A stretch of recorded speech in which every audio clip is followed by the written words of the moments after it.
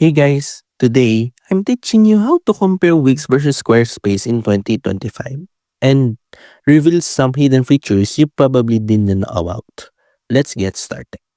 Wix has a powerful feature called Wix Core Vid, now known as Velo.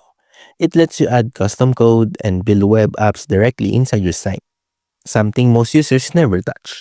Another hidden gem is Wix Automation, which can send emails, reminders, and even trigger workflows without third-party apps.